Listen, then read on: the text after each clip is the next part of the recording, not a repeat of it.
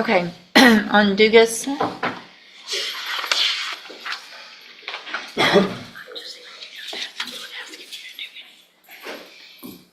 Oh, yes, thank you.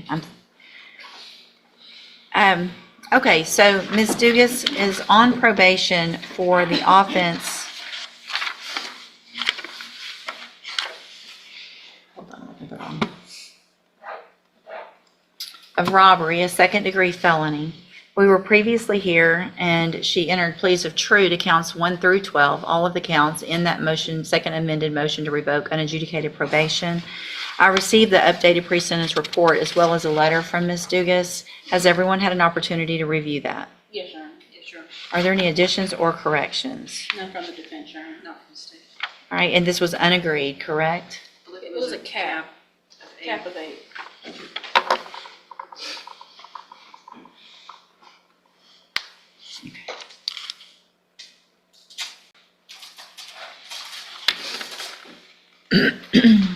Ms. Holmes, you may proceed. Thank you, Your Honor. I've spoken with Ms. Dugas.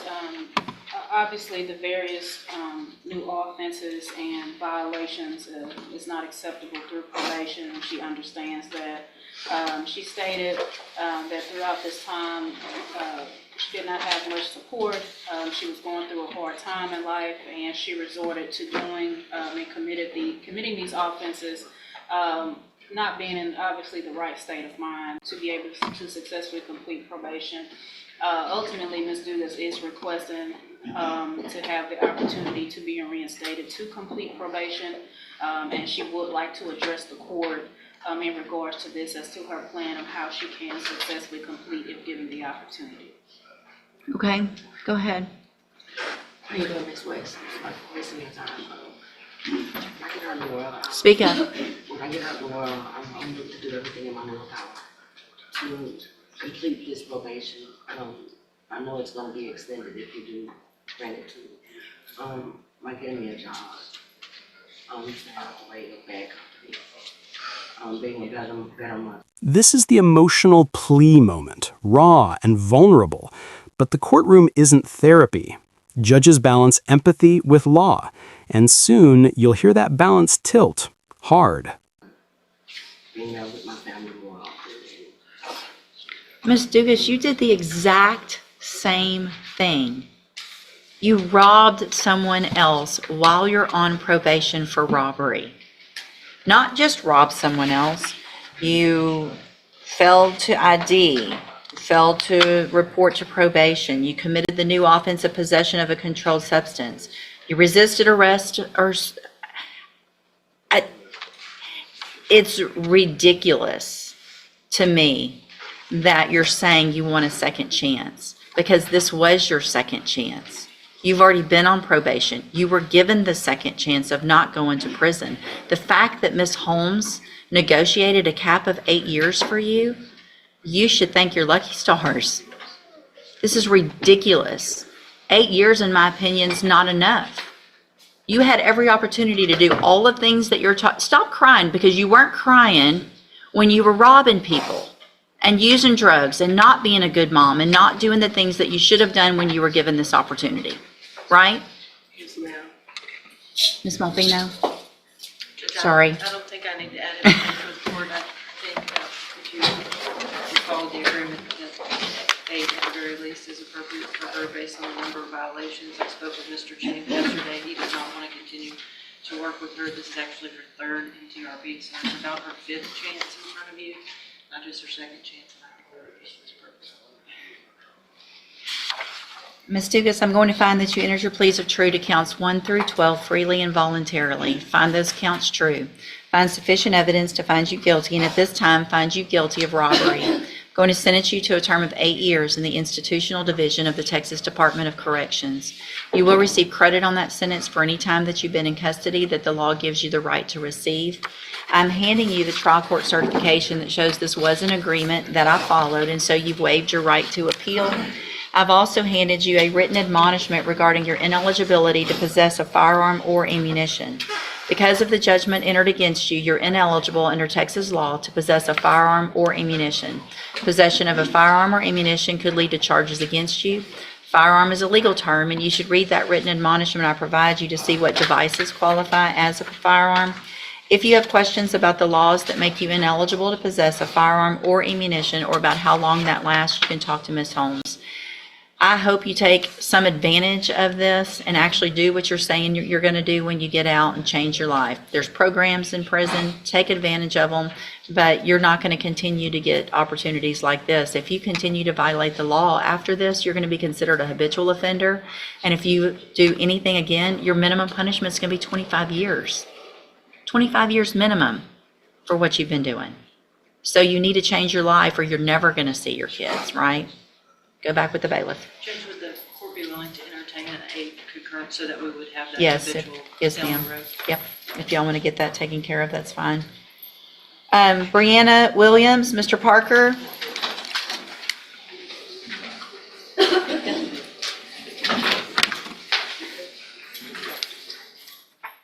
Just 2, 3, and 4, threat. There is Okay. a condition 1 that gonna handle in this minute. Okay, so you'll abandon that in this motion? Yes, sir. Good morning, are you Brianna Williams?